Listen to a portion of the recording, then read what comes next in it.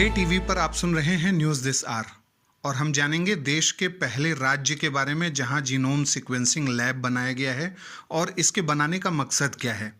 हाल ही में कोविड-19 से निपटने के प्रयासों के क्रम में राजस्थान के मुख्यमंत्री के निर्देश पर जयपुर स्थित Sawai Mansingh government medical college में जीनोम सीक्वेंसिंग की सुविधा पूर्ण रूप से प्रारंभ कर दी गई है।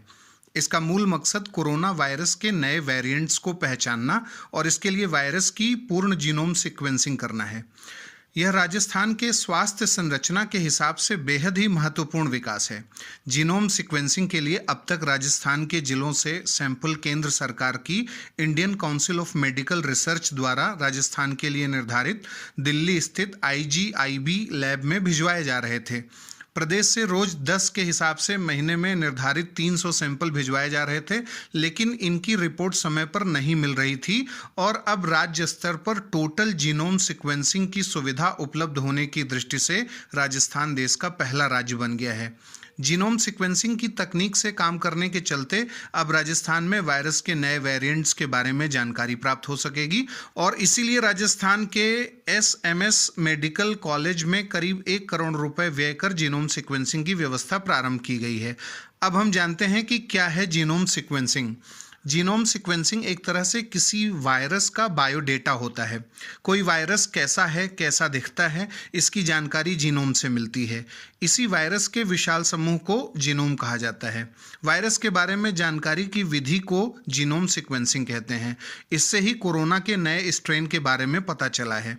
असल में मानव कोशिकाओं के भीतर आनुवंशिक पदार्थ होता है जिसे DNA और RNA कहते हैं। इन सभी पदार्थों को सामूहिक रूप से जीनोम कहा जाता है। वहीं स्ट्रेन को वैज्ञानिक भाषा में जेनेटिक वेरिएंट भी कहते हैं। अब हम जानते हैं वर्तमान में देश में कहां है जीनोम सीक्वेंसिंग की सुविधा। देश में इस वक्त जीनोम सीक्वेंसिंग के 10 ही लैब हैं जहां से इसके बारे में पता लगाया जाता है।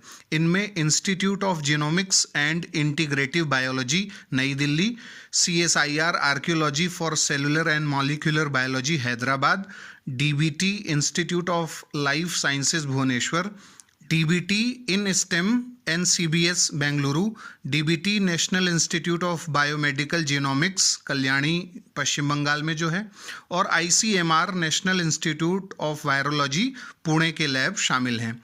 और अब राजस्थान राज्य स्तर पर जीनोम सीक्वेंसिंग की पूर्ण सुविधा देने वाला देश का पहला राज्य बन गया है। अब बारी है आज के सवाल की।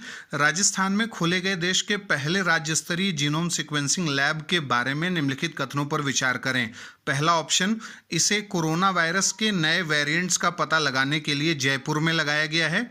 और दूसरा ऑप्शन, इसे 2 करोड़ रुपए की लागत से शुरू किया गया है।